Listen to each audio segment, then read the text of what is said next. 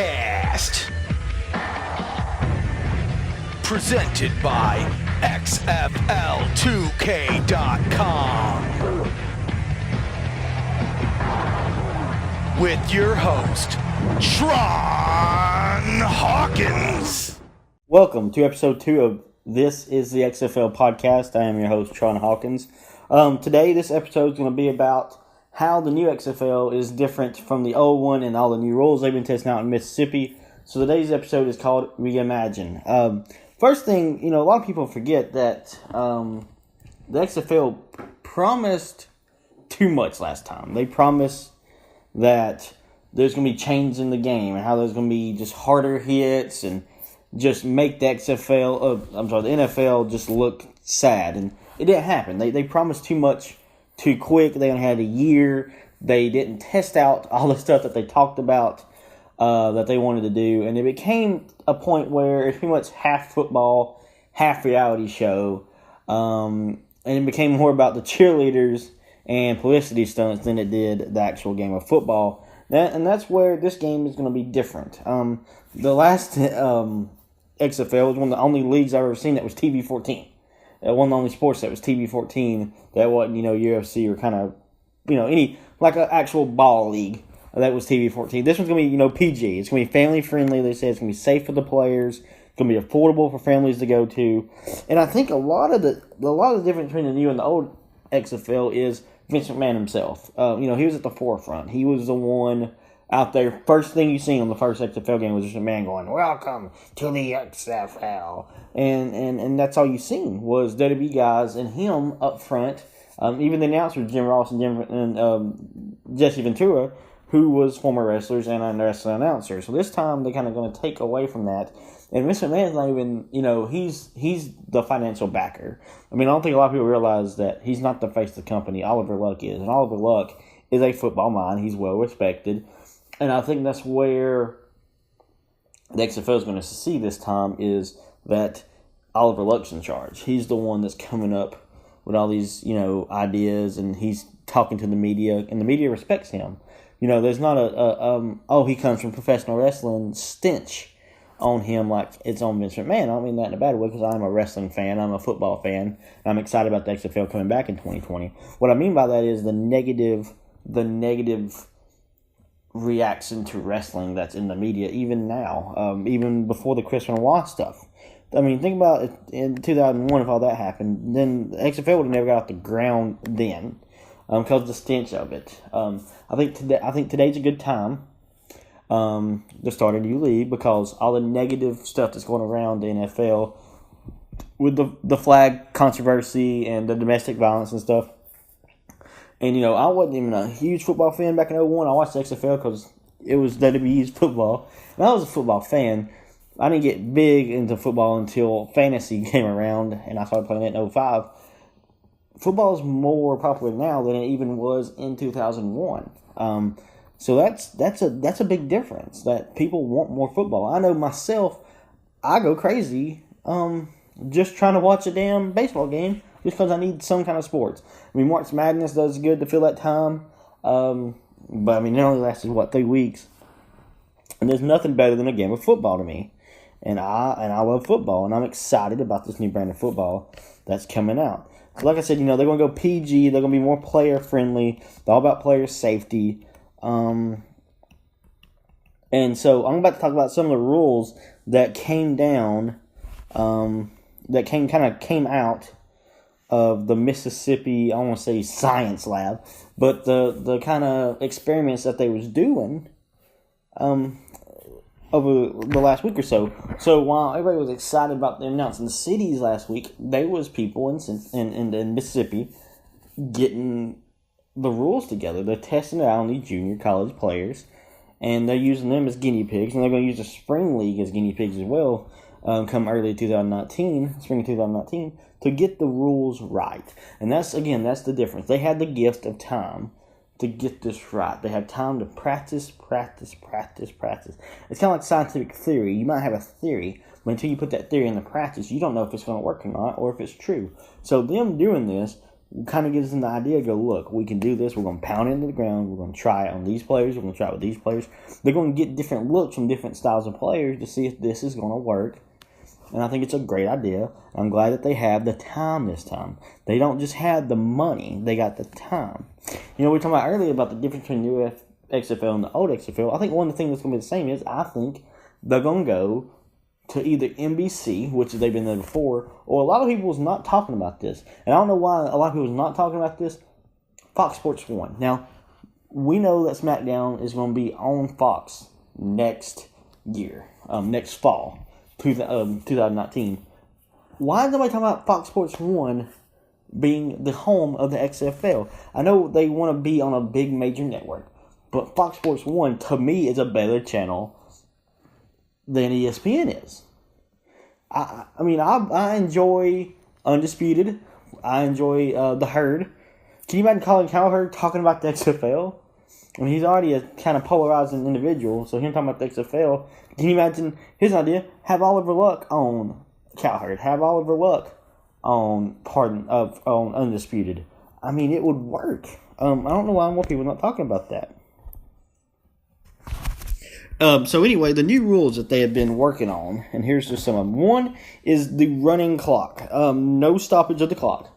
It's kind of like the soccer rule, how the 90 minutes goes by quick. I mean, you can go watch a soccer game about 2.5 hours till there's a halftime. We still don't know if there's going to be a halftime in the XFL or not. Excuse me.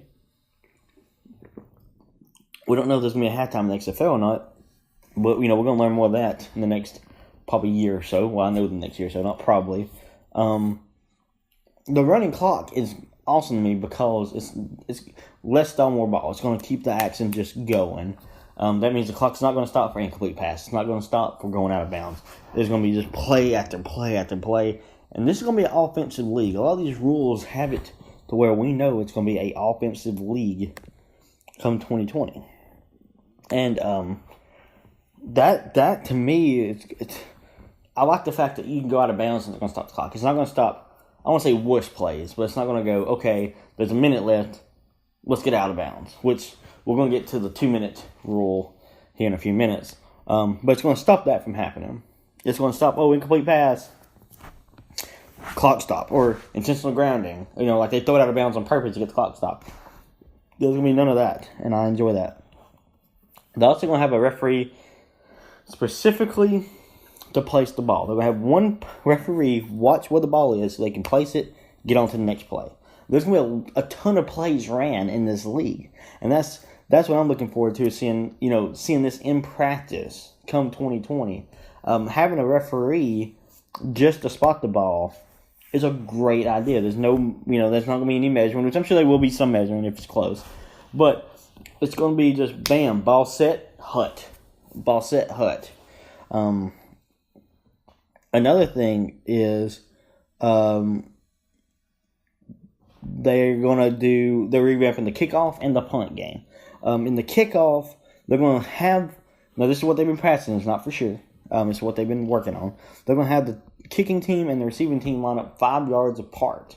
And from what we've heard that's happened in Mississippi during this whole 3 or 4 days of working on the theories is they're not going to be able to run after the kick returner until they catch or pick up the ball. So that's going to keep the return as an actual play. In the NFL, I can't tell you the last time somebody returned a kick, much less return one for a touchdown. I mean, I had the Red Zone channel because I'm a big fantasy guy, and that's a great channel to have. You just don't see any kickoff returns. Like, I've seen them just, bam, end zone, go to 25. End zone, 25-yard line. And it's like, well, that's a cheap 25 yards. So this way, they kick it in bounds. Which we don't know what the touchback rule is yet either. But they kick it in bounds, they got a pretty good head start. And the good thing about the 5 yard apart is then the team's going to go down. It's more about player safety. The other team's going to go down the field, and since they're so far away, they're not going to. I mean, the 5 yards is not that far. They're going to be closer, so they can't get full speed just to murder somebody. So that's where the safety comes in, and then the safety to them is there's two important things XFL: safety and quality of play. They beat both of those like a dead horse. God love them. Player safety, quality of play. And I think all this is going to equal quality play. And not only that, we're talking about safety of players. It's going to make more players want to join the XFL. Then, okay, look, do I want to risk my body in the NFL and get paid peanuts to be on the practice squad or maybe a fourth string? Or do I want to go start, make a decent check, and know that I'll be able to walk and talk to my family in 10, 15 years? That's big. That's big. And not only that, it goes on down. If the XFL can change the game and make it safer for everybody, that's going to make the NFL make it want to be safer. It's going to make college want to be safer, the high school kids, and the rec Pee-wee kids. If XFL can figure this out, how to make it safer, they can adopt it in other leagues and make it safe for kids to play. And that means the future of football. Because there's going to be a lot more kids right now that parents don't want them to play for fear of getting hurt. They can stop people from getting hurt in the professional leagues. That's going to make parents more comfortable letting their kids play in Pee Wee football. And that means the game of football has a future. So, I have a coworker. His son's 12. He's not played football in 3 or 4 years. You know why? Concussions. He had multiple concussions by the time he was 9 years old playing football. That's not safe. I'm not saying what's the father kids. Don't get me wrong. Boys need to get hit and they need to play football. But if XFL can figure out how to make a fun, entertaining game, but safely, I think it's going to be something other leagues pick up on. I mean, the XFL, invented the Sky Cam. And NFL used a Sky Cam for the whole Sunday night game one week. They've used, the NFL Network has a whole show about players being mic'd up when the XFL started that. The XFL is the first league to mic up coaches, mic up players. And now the NFL Network stole from that and have a whole show. NFL Films made a whole show for the NFL Network based on the XFL idea. Another thing is the punts. On the punt, there's going to be a 5-yard halo, they call it, around the player. What that means is nobody can get within 5 yards of him. That makes the punt, again, important to the game. Makes every play important to the game in the XFL. That means there's no fair catch. You catch the ball, you got 5 yards. You take off. Now, 5 yards isn't a whole lot, so chances are they're going to get tackled. But there's chance for a play. There is a chance for a punt return touchdown every time the ball is touched in the XFL. There's a chance for a kickoff return touchdown every time the ball is touched in the XFL. We, as football fans and Americans, love big plays. That's why we watch Home Run Derby, because we love home runs. That's why we can't sit through a whole game of baseball. A lot of us can't. But when we do, we want what? The home run. We want the big play. I think the XFL is going to be the big play league. There's going to be no... It's pretty much going to be like arena football, probably scoring, but on a 100-yard field. There's going to be a lot of scoring in XFL, and it's going to be more entertaining, too, because we know what we're going to get every week. NFL, you're going to have 1 or 2 games a week. If they can get the game down to 2 hours, think about this. We can watch 4 entertaining, amazing games in the span of watch 2 fun but kind of mediocre defensive football in the NFL. 4 games in the time it takes to watch 2 NFL games. More stall, or less stall, more ball, as they say. And I think that's what they're kind of going towards. Another rule is they're wanting to take away the 3-point stance from the offensive line. That means they're going to be kind of standing up. Standing up a line of scrimmage. Again, this kind of sets up it being a passing league. Because it's going to be hard to run when your offensive line is not in a 3-point stance. So it's going to make it where it's a passing league. They wanted the last XFL to be a passing league. But it kind of became run heavy and kind of sloppy play halfway through the season. It picked up when, Tommy Maddox, the league MVP for the LA Extreme, took over and started, winning the MVP and chunking the ball everywhere. Him and Jeff Brom. But when it comes to the passing league, it's going to be according to who you get. If you get a Bryce Petty who played at Baylor who can throw the ball, or RG3, or even a Colin Kaepernick who can run and be entertaining, it's going to be a passing league. It's according to who they get as quarterbacks. And that's what I'm interested in. I'm interested in who they're going to sign as players. You get a Blake Bortles or something like that chunks the ball 40, 50 yards at a time. It's going to be a passing league. And that's what we want. We want big plays. We love passing game. Football now is an offensive sport. That's why the NFL became such a high-scoring league and have so many touchdowns every week. I think the XFL is going to be like that but quicker, more fun. And I think the quality of play is going to be better because Oliver Luck knows what he's doing. He knows exactly what he's doing. Mr. McMahon pretty much gave him the keys to the XFL car, and he's ready to drive with it. He is ready to drive the XFL car, and he said he's building it to last, and I believe him. I think people are going to want to play because it's fun, and they're getting paid to have fun again. People in the NFL, they go there to make the money. They kind of take the love out of the game. I think people that play in the XFL is going to love the money, but they're going to love the game. They're like, you know what? This is something I want to do. I'm playing football. I'm living my dream, and I'm doing it where I can walk and talk and see my kids in 20 years. And that's important. Another thing they're working on is, and I love this, I love it, is the point after the touchdown. They want to leave the foot in football except for extra points. So this is how it's going to work, or how what they're working on. You got 1 point from the 2-yard line, 2 points from the 5-yard line, and 3 points from the 15-yard line. Imagine that your team is down 9 points with 10 minutes to go, give or take. In the NFL, you're like, damn, 9 points is a lot. We're going to have to get the ball back. We're going to have to score a touchdown or kick a field goal, get the ball back, and somehow stop them on defense, onside kick, there's less than 10 minutes left. And then we're going to have to score again. In the XFL, you're going to do that. If you're down 9 points, you score a touchdown, you back your asses up to the 15, and then you go for it and get those 3 points that you need on one play. You can have a 9-point possession. Now, I know what you're thinking, well, why don't they go from 1 from the 2? If you not notice in the NFL, when in the red zone, it's a whole lot harder to score when you're getting closer to scoring. You have less field to kind of work with. You can't spread them out. If this is going to be a passing league, like I think it's going to be, an offensive league, go from the 15, spread them out. Spread them out and throw that ball. Or even go from the 5. I wouldn't even go for 1 point. I'd go for 2 and 3 all the time if I was the XFL coach. I would go from the 2 or 3 yard line and just go for it. Just go for it. Just see what we can do and get those 3 points. This is going to be interesting. I can't wait. One of the last rules that they have is the play clock and the 2-minute drill. So on the play clock, they want to have it, from what I've heard, is 25 to 30 second play clock. So, but I think it's going to be continuously going as well.